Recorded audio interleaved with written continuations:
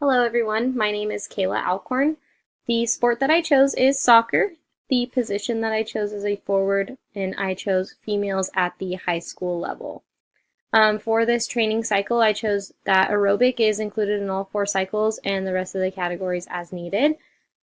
A good general warm-up for soccer players is going to be jogging, just a low intensity for about 5 minutes. This will help increase heart rate, increase blood flow, warm up those muscles, and get you nice and loose before starting any actual activity.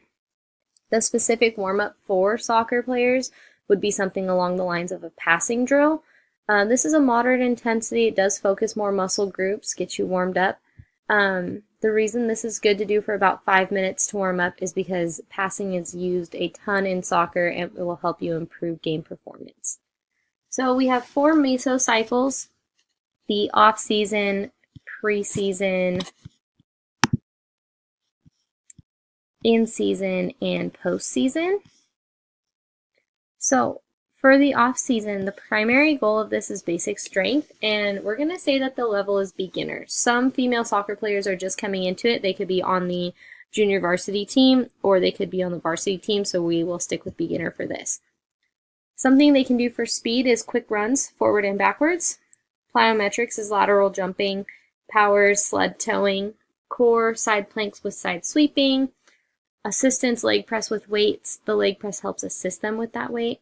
Muscle balancing is single leg bounding onto a Bosu ball. A Bosu ball is flat on one side and rounded on the other.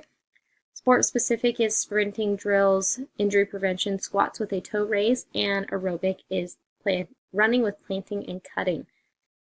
I would say for this session, you want to do speed work about twice a week, plyometrics approximately 3 times a week, resistance 3 times a week, and aerobics 4 times a week. This will really help get their cardiovascular system up and going and ready to be running back and forth in those games. You can see here we do alternate them throughout the weeks. We've got some kettlebell swings, the squats with the toe raises for injury prevention. Day 2, we worked on plyometrics, resistance, and aerobics. Day 3, speed, agility, and plyometrics, and day 4, plyometrics and resistance. You can see here that the exercises are not yet repeating, but as we go through the weeks, it is okay to repeat those exercises because we do want to do each of them to focus on a specific category. As we go through the weeks, though, you should notice that the sets, reps, or intensity will change.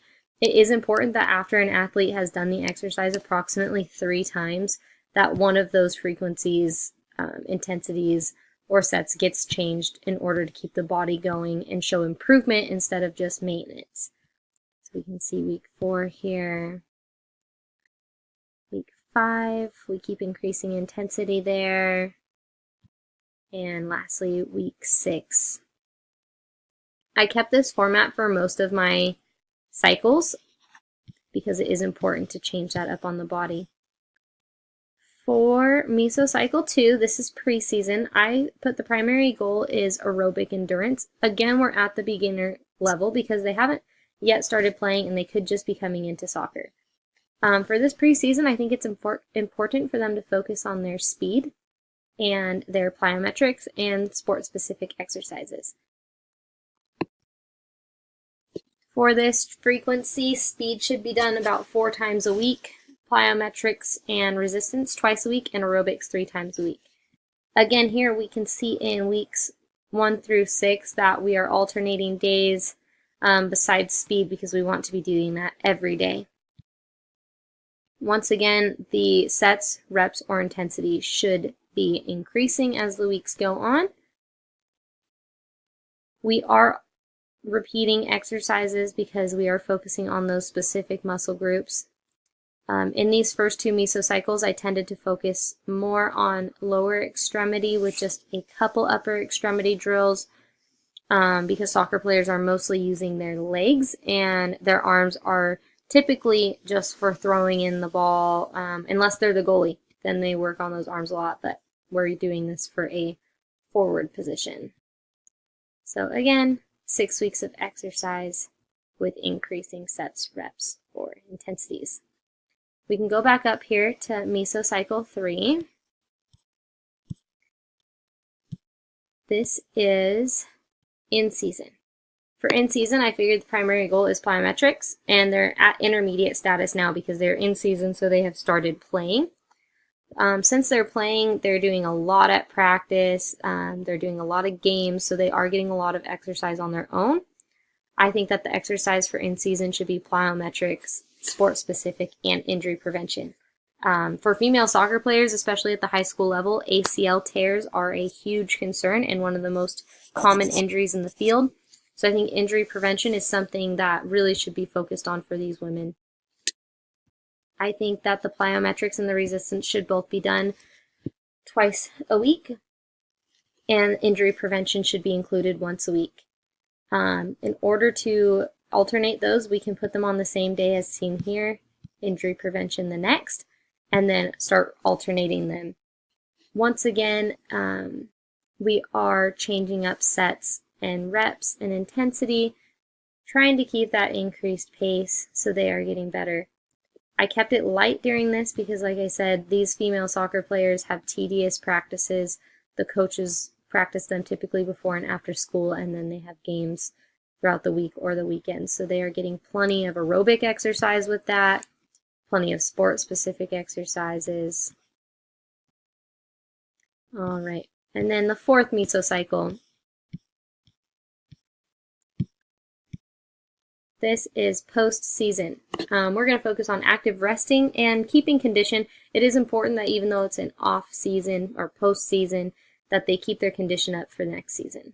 The most important in this is just sport-specific stuff to keep them on their toes for the game, and aerobics to keep them resting but still able to run if needed. The frequency would be plyometrics and aerobics twice a week. In this specific meso season, I alternated so they're just doing one thing 4 days a week. Part of that active rest is not overworking the body. Once again, I increased sets, reps, or intensity, this time weekly. That way they are fully developed by the end of the 6-week period and ready to start the mesocycles over again. So we can see here at the end of week 6 that we've got them up to treadmill running 2 sets of 15 minutes, but at 90% intensity. So they should be really working there with only a 30-second rest between each of those sets. That way they are not having much time to recover. Thank you for looking at my presentation.